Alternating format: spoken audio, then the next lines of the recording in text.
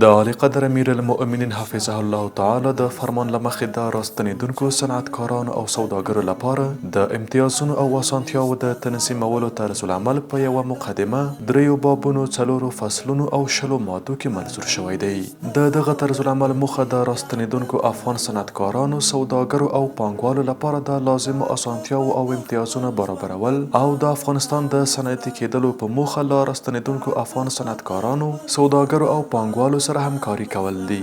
د دغه طرز العمل لومړی باب په 2 فصلونو باندې مشتمل دی چې لومړی فصل یې د هیئت له ترکیب، وظیفو او صلاحیتونو څخه بحث کوي. د هیئت په ترکیب کې چې مشري د صنعت او سوداګرۍ وزارت له سرپرست وزیر سره ده، د مهاجرینو او راستنېدونکو چارو وزارت، د کرنې، اوبو لګولو او مالدارۍ وزارت، د مالیې وزارت، د کورنیو چارو وزارت، د افغانستان بانک او د استخباراتو لوی ریاست استازي غړي دي.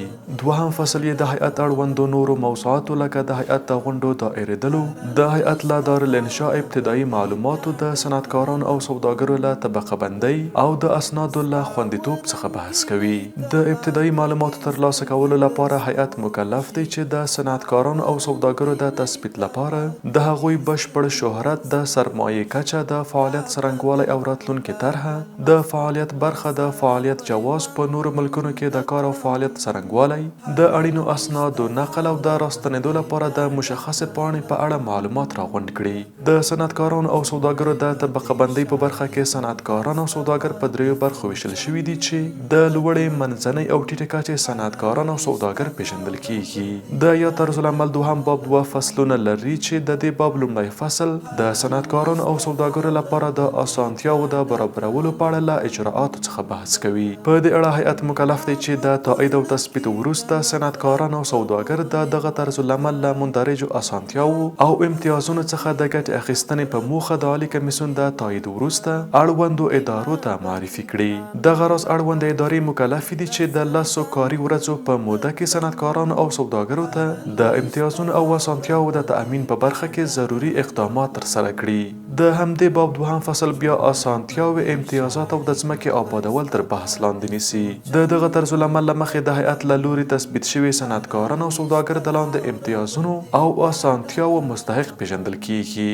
د لوړې او منځنۍ کچې صنعتکارانو او سوداګرو ته چې په نوې صنعتي برخه کې سرمایه ګذاري کوي، پر نورو امتیازونو سربیره د کارکوونکو له مالیې پرته له نورو مالیاتو څخه د 5 کلونو لپاره معاف دي.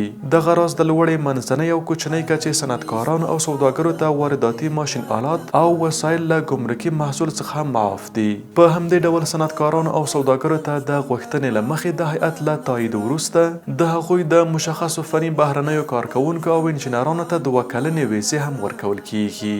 د همدې طرز العمل له مخې صنعتکاران او سوداګر مکلف دي چې د 2 میاشتو په موده کې د توزیع شوې ځمکې د آبادۍ چارې پیل او د 10 میاشتو په موده کې بشپړې کړي. د یا طرز العمل دریم باب له متفرقه حکومونو څخه بحث کوي چې په متفرقه حکومونو کې سهامي شرکت، بندرونو یا فرضي کرښې ته نږدې د صنعتي ساحې جوړول، سوداګریز ځایونه تعدیل او انفاظ راغلي دي.